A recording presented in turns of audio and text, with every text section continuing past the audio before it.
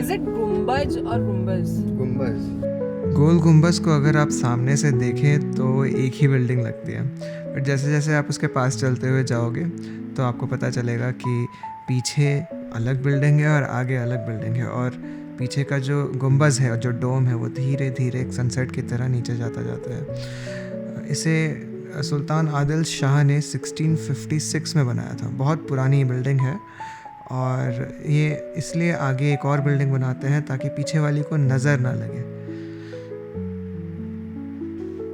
ये Indo Islamic art है जो सामने सेंट्रल में 2 पिलर्स है, इसे दीप स्तंभ बोलते हैं, जो कि एक हिंदू आर्ट है। कभी भी इस्लामिक आर्किटेक्चर ऐसे एक बार में नहीं दिखाता है। हमेशा सामने एक दरवाज़ा होता है और एक ग्रैंड रिवील होता है। ताजमहल, कुतुब मीनार, किसी भी जगह जाओ, रेड फोर्ट में आपको ऐसा ही एक रिवील दिखेगा। गोल गुम्बज इंडियन और इस्लामिक आर्किटेक्चर्स का फ्यूजन था, और इसमें नंबर 7 का काफ़ी यूज़ हुआ है।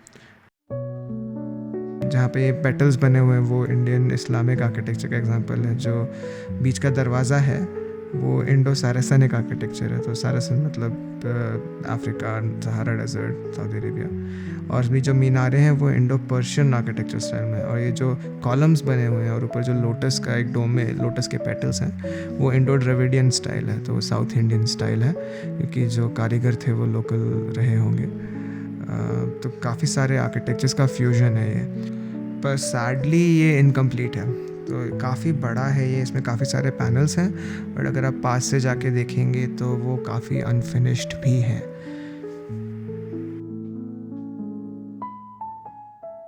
ये 16 फुट चौड़ी बिल्डिंग है अंदर। हाँ, और ऊपर के 10 फुट चौड़ा है, गुम्बद 9 फुट चौड़ा है। तुम जो सही बोल रहा है। 16 फुट चौड़ा तो मेरा बेडरूम नहीं है यार। हम ऐसे ड्राइंग कर रहे हैं, और ड्राइंग करते डिजाइन निकलते चालू कर रहे हैं। अच्छा, जो डिजाइन करने वाला जो कारीगर था उसको कहता कॉन्फिडेंस था कि मैं सही काम करूंगा। इतना कॉन्फिडेंस होता था वहाँ के कारीगरों पे कि उन्होंने पहले पत्थर लगा दिया, बिल्डिंग बना दी, उसके बाद डायरेक्टली उसके ऊपर नक्काशी की। अभी भी आप देखेंगे कि कुछ यहाँ पे ड्राइंग्स हैं जो अनफिनिश्ड हैं, तो उन्होंने ड्राइंग बनाई है बट कट नहीं की है। इसके नीचे बेसमेंट आएगा 23 फीट, बेसमेंट से गुम्बद 200 फीट, मतलब कि फ्लोर से सीलिंग तक 177 फीट की हाइट है। यहाँ पे इंटरलॉकिंग आर्चेस यूज़ किए हैं बिल्डिंग को थोड़ा स्टेबल बनाने के लिए। तो जो स्मॉल आर्च है वो इस्लामिक स्टाइल है, जो बड़ा आर्च है वो पर्शियन स्टाइल है, और जो डायमंड कट है वो रोमन स्टाइल है।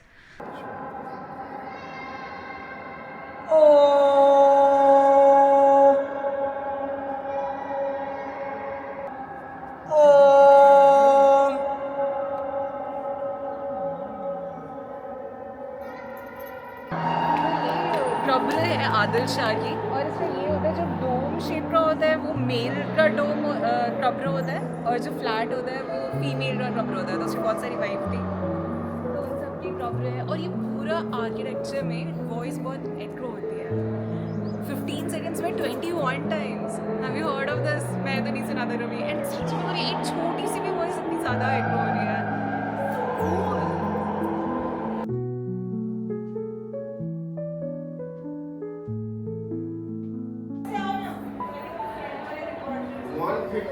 सीढ़ी है, बहुत ऊंचा है क्या? 1-1 फीट का। हाँ, इतनी बड़ी बड़ी सीढ़ियाँ हैं। 800 साल पहले कुछ तो रहता ही होगा हर एक फ्लोर पे। ये तो क्यों बनाया? हम अभी 6th फ्लोर पे हैं, और हम जाने वाले भी लास्ट 7th फ्लोर पे।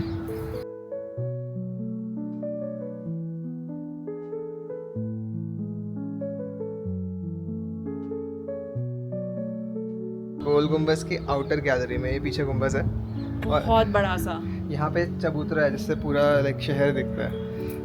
बहुत सही। शहर पूरा पीछे दिख रहा है। सही है। सामने शायद रेलवे स्टेशन है बीजापुर का। हम बहुत मुश्किल से यहाँ 7th फ्लोर तक आए हैं। पूरा ये टोम, हाँ, ये ऊपर का।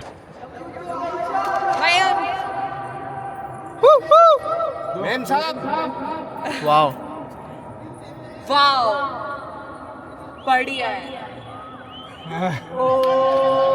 बहुत सही है नहीं we are inside the roll room bus and यहाँ पे भी वॉइस एको हो रही है पूरा टॉप व्यू आ रहा है ऊपर से ये और वर्ल्ड पूरा डोम है ऊपर वर्ल्ड का सेकंड लार्जेस्ट डोम तुम्हें ये Second वेटिकन में largest. देखने को नहीं मिलेगा वेटिकन में आप चढ़ के छू नहीं सकते हमें शायद घुसने भी ना दे वहाँ पे घुसने भी ना दे, क्या पता, I don't know. तो यहाँ पे हम घुस के पूरा व्यू ले रहे हैं ये वही तो बताया ना जैसे ये देखिए नीचे देखिए ये जो आर्चेस हैं इसकी वजह से ही टिका हुआ है क्योंकि जो इंटरलॉकिंग आर्चेस होते हैं ना ये स्टेबिलिटी लाते हैं ये लोहा नहीं है ये पत्थर है क्या दो चीज़? कान कान दो आंखें हाँ यहाँ पे नोज हम्म यहाँ पे मुस्ताच यहाँ पे दो teeth loyal face the symbol of Chalukya dynasty ऐसा सिंबल देखते हैं बदामी पट्टदकल अहियोल दक्षिण भारत में नॉर्थ में देख सकते हैं अजंता एलोरा औरंगाबाद में गुजरात में देख सकते हैं सालुंक्य चालुक्य सोरठी सोमनाथ टेम्पल ये ना हाँ। उसको आगे होल है इंटरलॉकिंग सिस्टम अच्छा ये पिलर्स बनते जाएंगे और पढ़ते जाएंगे करने के लिए इंटरलॉकिंग मेल फीमेल जॉइंट अच्छा ये बेसमेंट का है जो उसके ऊपर जो सेकंड पिलर बैठते हैं ना तो ये पूरा चट्टान का बना है एक पिलर एक पिलर सिंगल बन कार्व किया है और उससे ये जो पिलर्स पीछे बने हैं ये ऐसे ही बने हैं जॉइंट बनते हैं आगे। वाओ जब इस शेड में एक स्टोन का रॉड रखेंगे जब भूकंप हुआ हवा तेजी से आए तो साइड को कटेगा तो हिलेगा नहीं डबल लॉक आर्किटेक्चर कितना सही था अभी के आर्किटेक्चर इतने सही क्यों नहीं होते ये एक जगह है जो बहुत अंडररेटेड है क्या है ना जो मुझे बच तो पता ही नहीं था तुमने बताया तो मुझे लगा ओके ऐसी कोई प्लेस एग्जिस्ट करती है इतना सादा दिस सा इज है, also one of those places जो अनएक्सप्लोर्ड है है ना या people should explore this place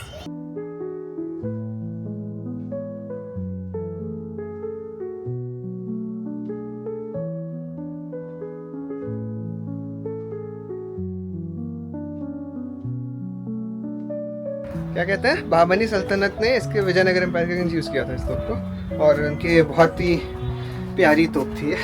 कौन सी लड़ाई थी वो तालीकोटा की लड़ाई थी जिसमें ये कब लोग हुई थी? हार गए थे वो मुझे नहीं पता कब हुई थी बट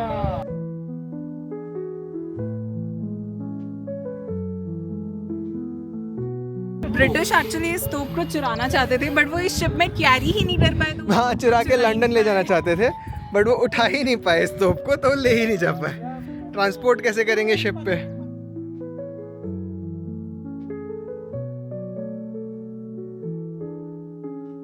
न जाने कितने हाथियों को मारा होगा यार इस तोप ने कितने हाथी कितने सैनिक कितनी जनता कितने घोड़े इस तोप ने मारे हैं